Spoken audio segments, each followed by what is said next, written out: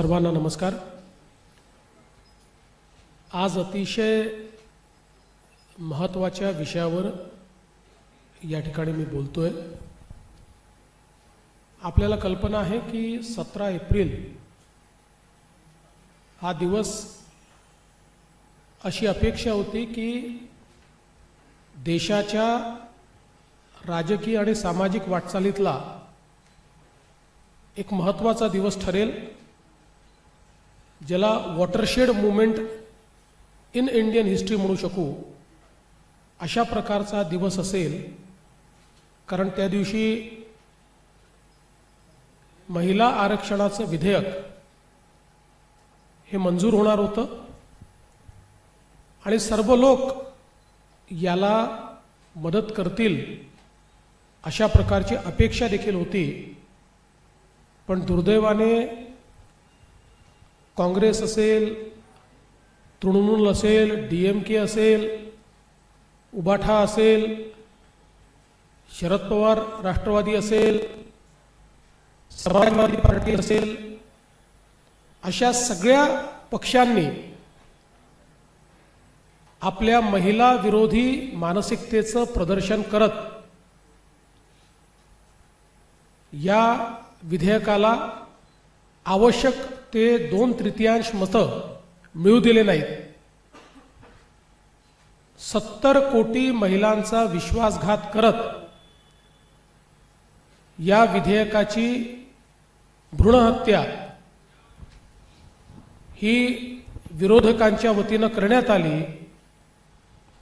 आणि त्याहीपेक्षा वाईट की अशा प्रकारची हत्या केल्यानंतर जो आनंदोत्सव त्यांनी साजरा केला तो एक प्रकारे भारतातल्या समाज सुधारकांच्या विचारांवर केलेलं तांडव होतं। मला अतिशय दुःख आहे की महात्मा ज्योतिराव फुले यांची 200वी जन्मशताब्दी ज्या वर्षी चाललेली आहे त्या वर्षी महात्मा ज्योतिराव फुलेंच्या विचारांना तिलांजली देण्याचं काम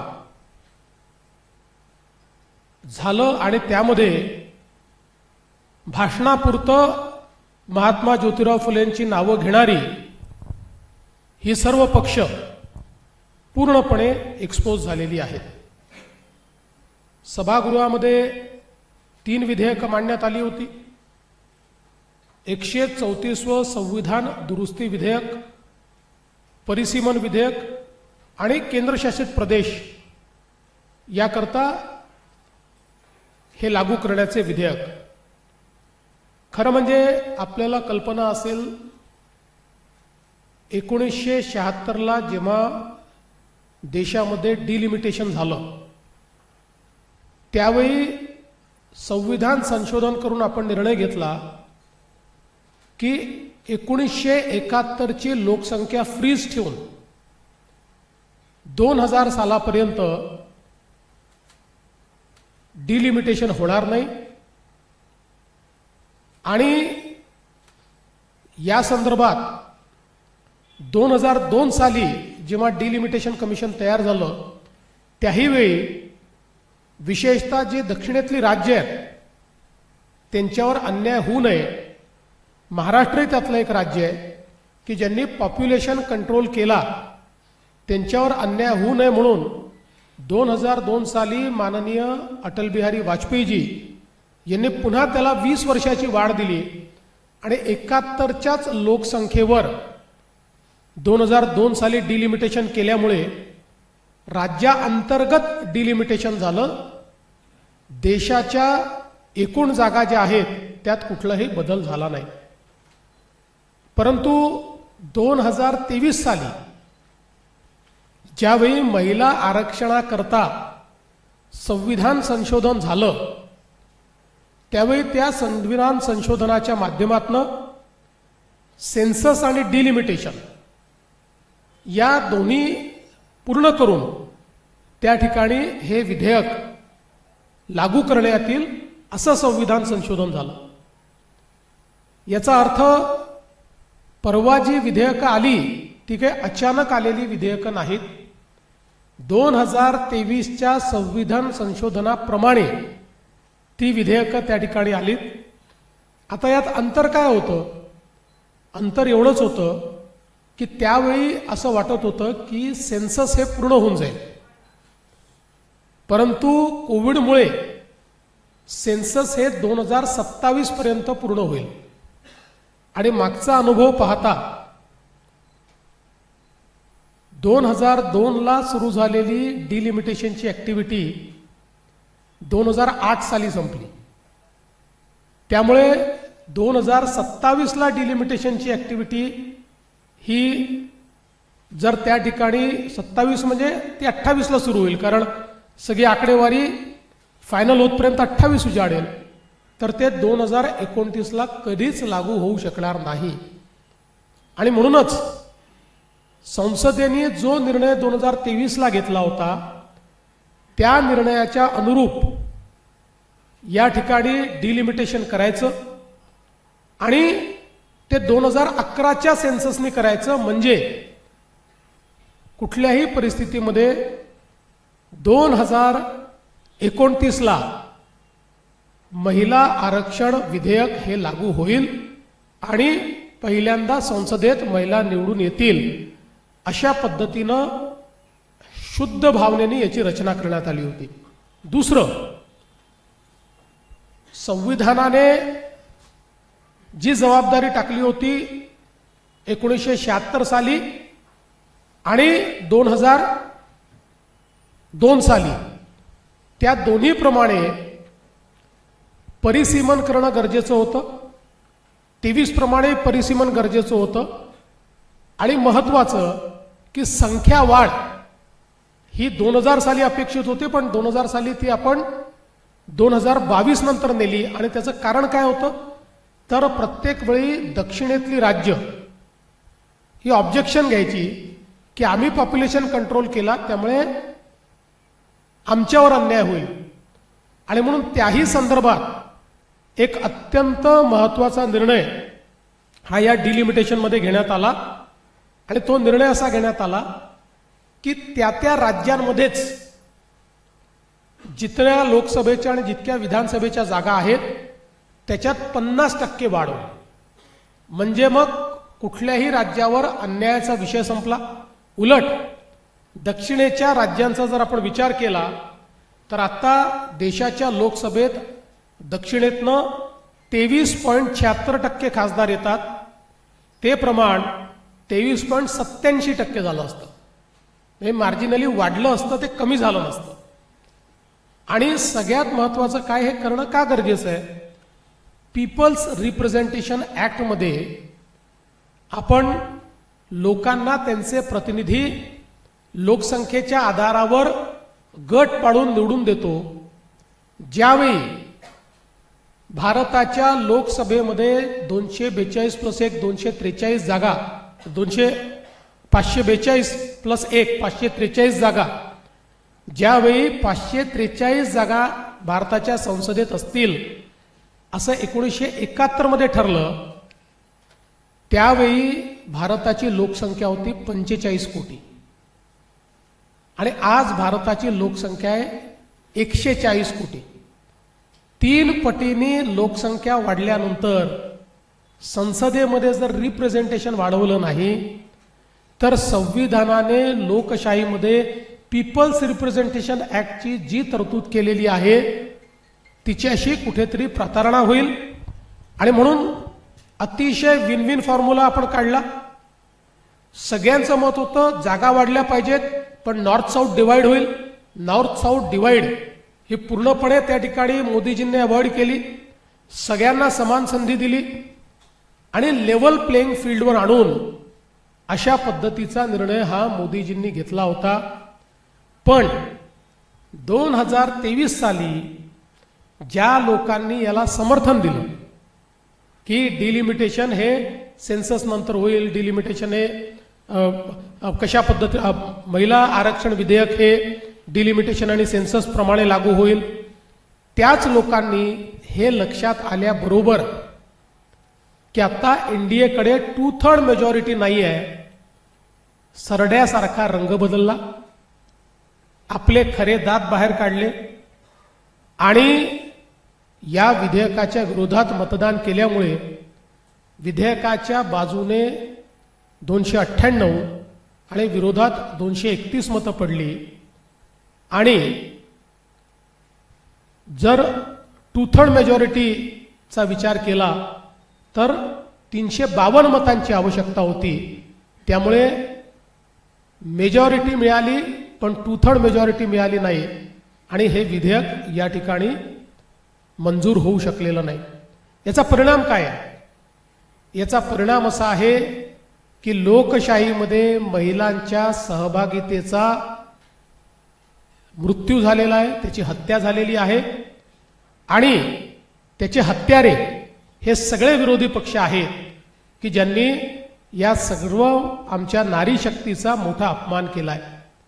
विशेषतः जगातल्या अनेक लोकशाहीमध्ये ज्यावेळी मोठ्या प्रमाणात महिलांची सहभागिता वाढते त्याचवेळी भारतामध्ये मात्र ती वाढू नये असा प्रयत्न करणं, विधानसभा आणि लोकसभांनी स्थानिक स्वराज्य संस्थेमध्ये आरक्षण लागू करायचं आणि त्यांच्याकडे आरक्षण लागू करायची वेळ आली की पुरुषी मानसिकता, रिग्रेसिव्ह मानसिकता ही समोर आणत दरवेळी ते हाणून पाडायचं. यावेळेसही त्यांनी ते हाणून पाडलेलं आहे. यांना महिलांना आरक्षण द्यायचंच नाही आहे, कसंही करून त्यांना विरोध करायचा आहे. आणि याचा दुसरा परिणाम काय झाला? केवळ महिला नाही तर ज्यावेळी या जागा वाढल्या असत्या त्यावेळी अनुसूचित जाती आणि अनुसूचित जमातीच्या जागा देखील वाढल्या असत्या. त्याही जागा हे विधेयक नामंजूर झाल्यामुळे आमच्या अनुसूचित जाती अनुसूचित जमातीच्या जागा आणि प्लस अनुसूचित जाती अनुसूचित जमातीच्या महिलांच्या जागा याच्यावर देखील एक मोठी कुऱ्हाड या लोकांनी घातलेली आहे. आपण विचार केला तर अगदी संसदेचा विचार केला तर आज आपल्या संसदेत 73 महिला आहेत, त्याच्याऐवजी 273 महिला या आपल्या संसदेमध्ये गेल्या असत्या. पण निश्चितपणे हे जे काही काम यांनी केलेलं आहे हे अत्यंत चुकीचं आहे आणि ही नेहमीच काँग्रेस आणि त्यांच्या साथीदारांची ही नेहमीच प्रवृत्ती राहिलेली आहे.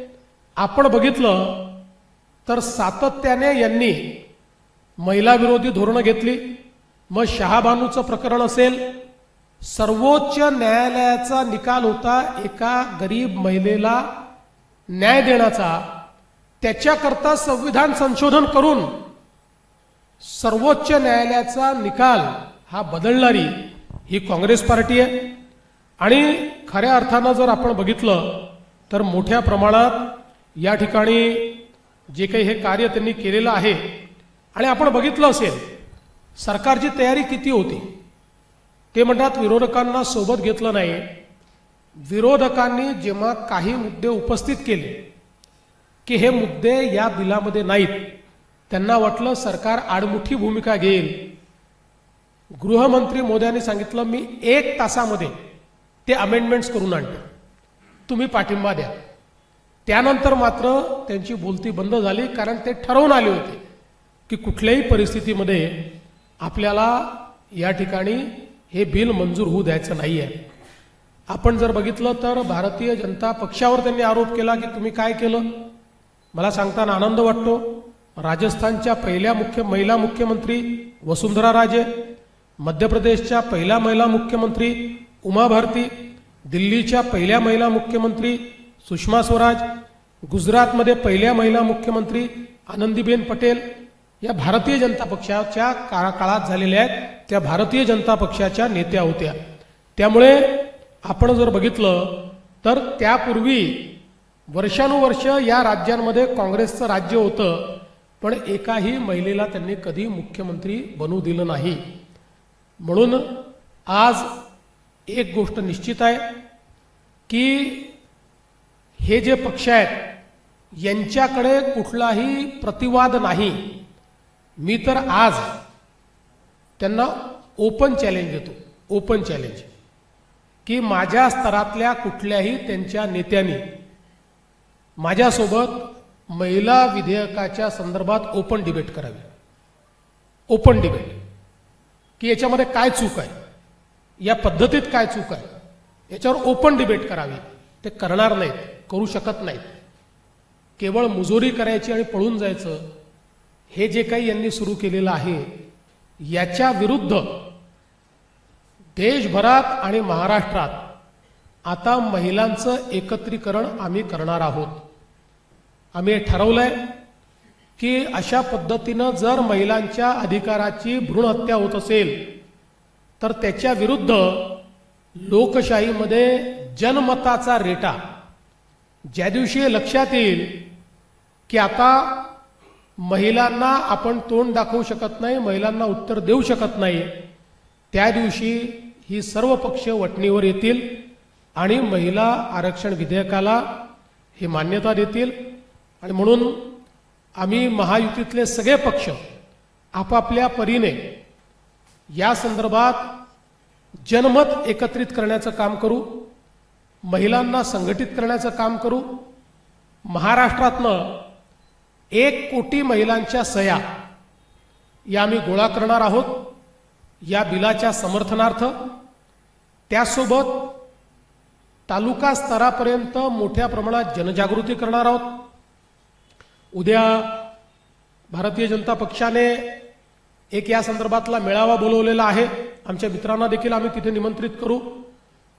सगळे पक्ष एकत्रितपणे आणि आपापल्या परीनं महिलांमध्ये जनजागृती करून महिला विरोधी चेहरा काँग्रेस, महाराष्ट्रामध्ये काँग्रेस, शरद पवार राष्ट्रवादी आणि उबाठाचा हा जो महिला विरोधी चेहरा आहे हा चेहरा आम्ही उघडा करू आणि निश्चितपणे एक असा जनमताचा रेटा तयार होईल की मुकाट्याने या सर्वांना महिला आरक्षण विधेयकाला समर्थन द्यावं लागेल. त्या दृष्टीने आजपासनं आमचा निर्धार हा सुरू झालेला आहे आणि तो जोपर्यंत महिलांना आरक्षण मिळत नाही, जोपर्यंत लोकसभा आणि विधानसभेमध्ये महिलांना आरक्षण मिळत नाही तोपर्यंत आता आम्ही स्वस्थ बसणार नाही.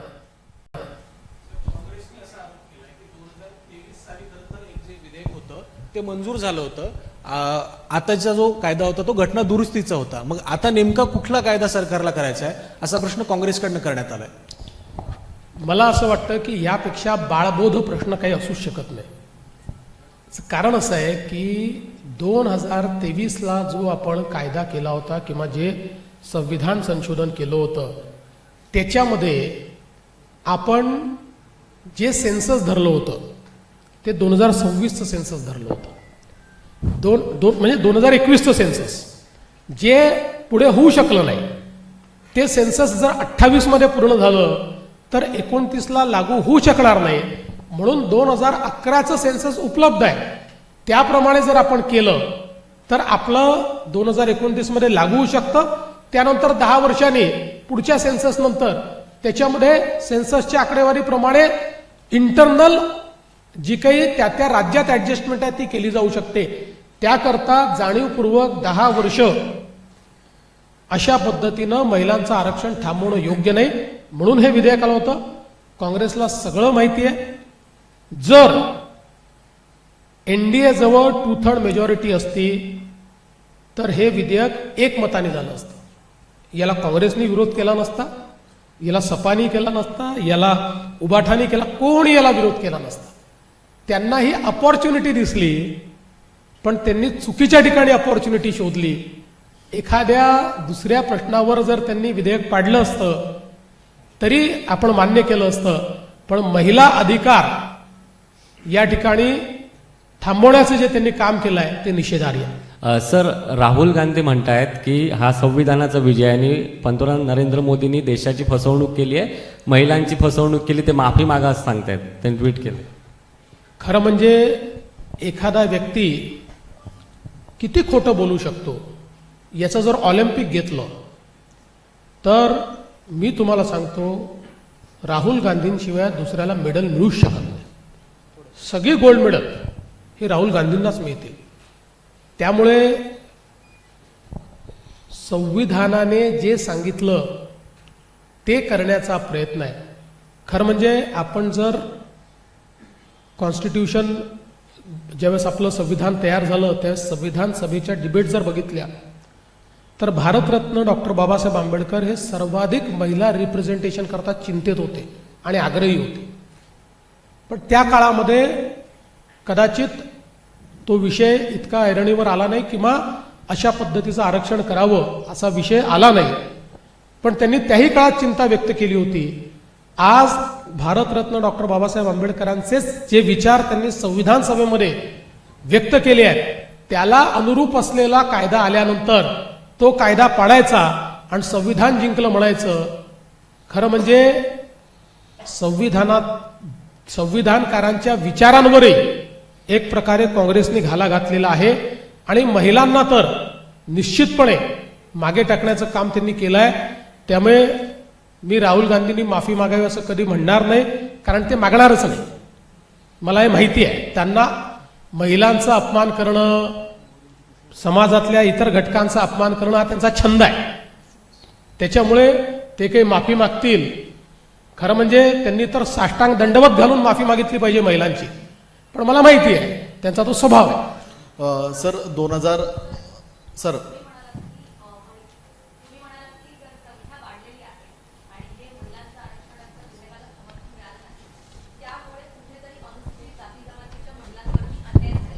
मग जर 45 कोटी आधीची संख्या होती आणि 2011च्या सेन्सेसनुसार जर आरक्षण द्यायचं होतं, मग वंचितांची किंवा एकूणच ओबीसी किंवा SC ST यांचं रिप्रेझेंटेटिव्ह नेमकं लोकसभेमध्ये कसं गेलं असतं किंवा विधानसभेत कसं गेलं असतं?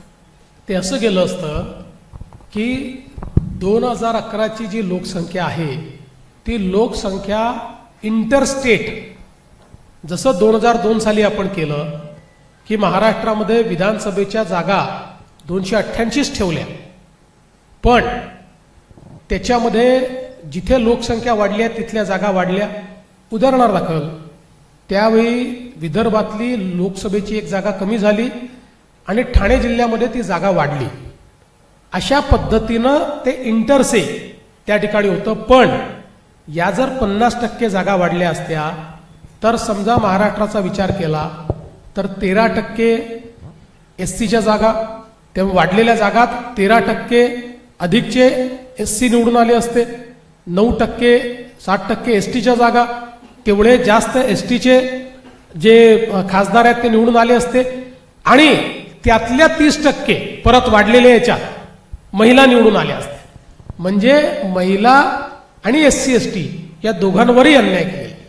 सर 2014 पासून आतापर्यंत पंतप्रधान नरेंद्र मोदींच्या काळातली सर्व विधेयकं एकमताने संमत होताना आपण पाहिली. मात्र आता सर हे विधेयक संमत होण्यासाठी स्पेशल सेशन भरवलं होतं. विरोधकांचं मत परिवर्तन करण्यामध्ये आपण कमी पडलो की विरोधकांना या विधेयकाला विरोधच फक्त करायचा होता? कल्पना नव्हती का की आकड्यांची वारी आणि या सगळ्या गोष्टी होत असताना मुद्दामून ही उठाठेव केली गेली 5 राज्यांचे इलेक्शन पाहून, असं एक विरोधकांचा सूर काल ज्या सगळ्या प्रतिक्रिया दिसत होत्या त्यात दिसत होत्या. असं आहे की आपण जर या विधेयकाचा प्रवास बघितला तर आपल्या लक्षात येईल की यांची मानसिकता नेहमी हीच राहिली आहे. अटलजींनी हे विधेयक 3 वेळा आणण्याचा प्रयत्न केला. या कुठल्याच पक्षांनी अटलजींना समर्थन दिलं नाही. अटलजीचं अल्पमताचं सरकार होतं. त्यानंतर ज्यावेळेस काँग्रेसचं सरकार होतं त्यावेळेस 2 वेळा विधेयक आलं. त्या दोन्ही वेळेस काँग्रेसला हे पारित करायचंच नव्हतं. त्यांनी राज्यसभेत पारित केलं, लोकसभेत आणलंच नाही. कारण त्यांना हे माहिती होतं की हे त्यांना लागू करायचं नाही आहे.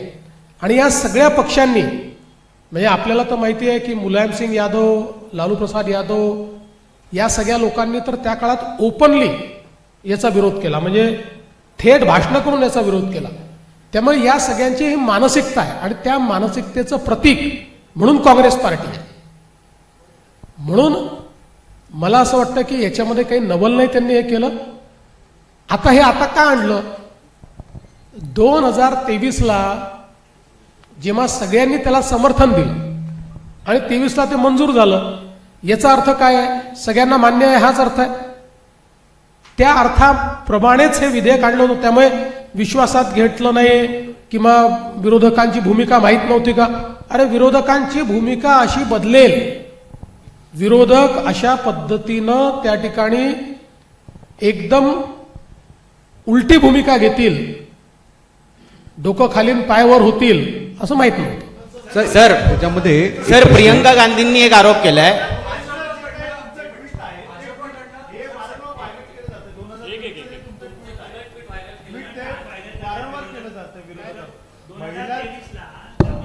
आरक्षण जे लागू झालं होतं ते ट्विट जे आहे तुमचं ते व्हायरल केलं जाते, राज्यातले अनेक विरोधक व्हायरल करतायत आणि म्हणतायत की हे जर बिल आधीच मंजूर झालं होतं मग आता हे नेमकं काय करायचं होतं असा प्रश्न उपस्थित मी करतो. याचं उत्तर पुन्हा दिलेलं आहे, पुन्हा देतो. तुम्ही संसदेत नाही त्यामुळे तुम्हाला न समजणं हे मान्य होऊ शकतं. पण जे संसदेत बसले आहे त्यांची अक्कल जर इतकी कमी असेल, म्हणजे मी कोणाला व्यक्तिगत म्हणत नाही आहे, पण अशा पद्धतीने जर ते विचार करत असतील तर मात्र देशाच्या संसदेचं काय होईल ही चिंता मला आहे. म्हणून पुन्हा एकदा सांगतो की 23ला जे विधेयक आपण मंजूर केलं त्या विधेयकानंतर 24पर्यंत सेन्सस होणं अपेक्षित होतं. त्यानंतर डिलिमिटेशन होऊन 2029ला ते लागू झालं असतं, पण 27पर्यंत सेन्सस होऊ शकलेलं नाही. म्हणून केवळ आपण त्याच्यात एवढाच बदल करतोय की जे 21चं म्हणजे जे 24ला सेन्सस होणार होतं त्याच्याऐवजी 10 वर्ष आधीचं सेन्सस घ्यायचं, एवढाच आपण. आता यापूर्वीही 2008 साली जेव्हा आपण लागू केलं, 2009 साली 2001च्या सेन्ससने लागू केलं आहे ते. त्याच्यामुळे मला असं वाटतं की त्यांना समजतं सगळं आहे, त्यांना माहिती सगळं आहे, तोंड दाखवायला जागा नाही आहे, स्वतःच्या तोंडाला काळं फासून घेतलं आहे. आणि आता आम्हाला ते बोलतायत, त्यांनी आरसा बघितला पाहिजे, त्यांचे काळे चेहरे, त्यांचे महिला विरोधी चेहरे हे त्यांना येतील. माझं ट्विट तेव्हाही करेक्ट होतं, माझं ट्विट आजही करेक्ट आहे. सर प्रियंका गांधींचं म्हणणं आहे, प्रियंका गांधी म्हणतात की हा मुद्दाच मुळात महिला आरक्षण विधेयकाचा नाही आहे, तर हा मतदारसंघ पुनर्रचनेचा आहे. त्या स्वतः महिला खासदार आहेत, विरोधी पक्षाच्या नेत्या सुद्धा आहेत. पण त्यांचं म्हणणं आहे की जातीनिहाय जनगणनाकडे दुर्लक्ष करण्यासाठी अशा पद्धतीचं जे विधेयक आणलेलं आहे त्याला विरोधक कधीच पाठिंबा देऊ शकणार नाहीत.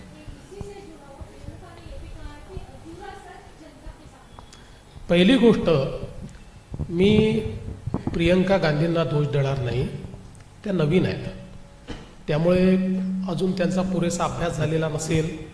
म्हणून पुन्हा सांगतो, कारण त्या 2023 नंतर आलेल्या आहेत. 2023ला आपण ज्यावेळेस महिला आरक्षण विधेयक मंजूर केलं त्यावेळी आणि 2002चं जे काही आपलं कॉन्स्टिट्युशनल अमेंडमेंट आहे, या दोन्ही गोष्टींमुळे डिलिमिटेशन आणि सेन्सस या 2 गोष्टींशिवाय महिला आरक्षण विधेयक लागू होऊ शकत नाही. म्हणून डिलिमिटेशनची प्रोसेस सुरू करणं आणि सेन्सस न झालेलं असल्यामुळे 2011च्या सेन्ससनी ते डिलिमिटेशन करणं, या 2 गोष्टी केल्याशिवाय 2029मध्ये महिला आरक्षण विधेयक लागू होऊ शकत नव्हतं. हे कदाचित प्रियंकाजींना त्यांच्या लोकांनी समजावून सांगितलं नसेल, म्हणून त्यांनी असा आरोप केला. दुसरं, या संपूर्ण विधेयकाशी ओबीसी जनगणनेचा कुठलाही संबंध नाही. ओबीसी जनगणना ठरलेली आहे, त्या संदर्भात जनगणना जी आहे त्याच्यामध्ये पहिला टप्पा जो आहे त्या टप्प्यामध्ये घरं आणि इतर सगळ्या गोष्टींची जनगणना होते.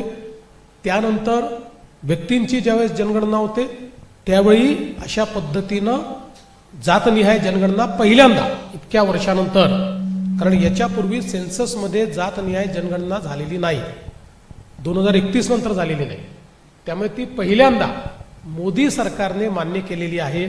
इतकं जर ओबीसींच्या बद्दल प्रेम होतं तर इतके वेळा प्रत्येक जनगणनेच्या वेळी, म्हणजे काँग्रेस सरकारच्या 50 वर्षाच्या काळात प्रत्येक जनगणनेच्या वेळी ॲटलिस्ट 2070 नंतर तर दर जनगणनेला ओबीसीची जनगणना करा असा त्या ठिकाणी आग्रह होता. काँग्रेसने तो कधीच मान्य केला नाही. सर आता एक मध्ये दोन गोष्टी विचारायच्या आहेत. एक तर हे आता 2/3 मेजॉरिटी पुढचं पण किती प्रश्नचिन्ह आहे. अशा परिस्थितीमध्ये 2031च्या आधीच्या लोकसभेला काय होईल आणि जर करायचं असेल तर काय करावं लागेल. दुसरा मुद्दा, प्रादेशिक पक्ष जे आहेत त्यांचा असा सूर आहे, म्हणजे साऊथमधले असतील किंवा महाराष्ट्रातला जर मनसेसारखा विचार करायचा असेल, उबाटासारखा विचार करायचा असेल, त्यांचं स्पष्ट मत आलं की हिंदी काऊ बेल्टमध्ये हे मतदारसंघ अधिक वाढवण्याचा अजेंडा होता आणि प्रादेशिक भाषा असणारे पक्ष असतील तिथे तिथल्या पक्षांना संपवणं हा एक अजेंडा होता. मला एक सांगा की जर सगळ्या राज्यांमध्ये सारख्याच जागा वाढत आहेत, समजा उत्तर प्रदेशामध्ये 50% वाढतात तर महाराष्ट्रातही वाढत आहेत. तुम्ही तर महाराष्ट्राचे पक्ष आहात ना, त्यामुळे आज जेवढं पर्सेंटेज तुम्हाला इथे आहे तेवढंच पर्सेंटेज तुम्हाला मिळत आहे. कुठेही असं तर होत नाही आहे की युपीच्या आणि बिहारच्या जागा वाढतात आणि महाराष्ट्रात वाढत नाही आहेत. महाराष्ट्रातले तेवढ्याच वाढत आहेत. त्यामुळे मुळामध्ये वेगवेगळी कारणं शोधण्याचा प्रयत्न आहे. महिला विरोधी लोकांचा कारण शोधण्याचा प्रयत्न आहे. तुम्हाला मी सांगतो 2029ला हे लागू होईल. त्याकरता महिला या सगळ्या पक्षांना वटणीवर आणतील. सर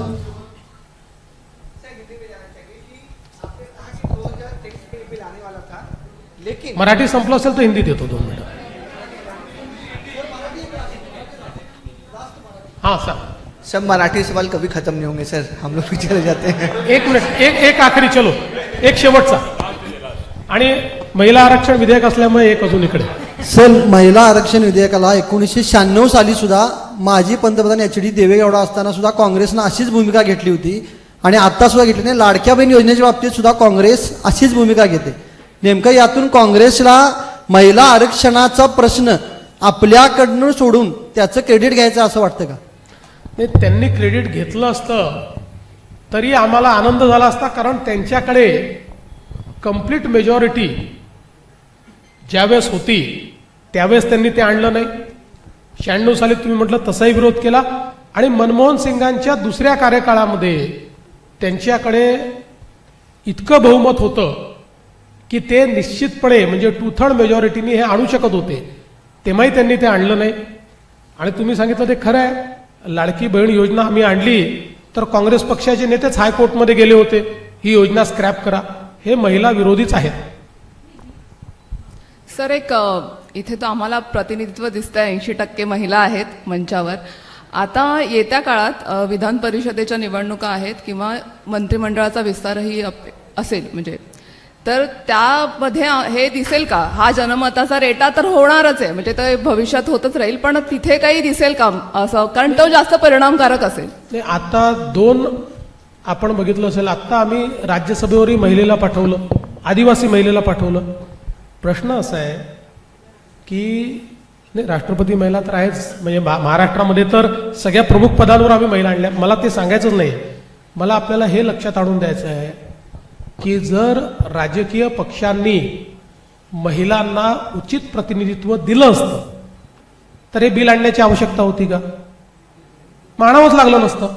पण ते दिलं जात नाहीये, पक्ष देऊ शकत नाहीये.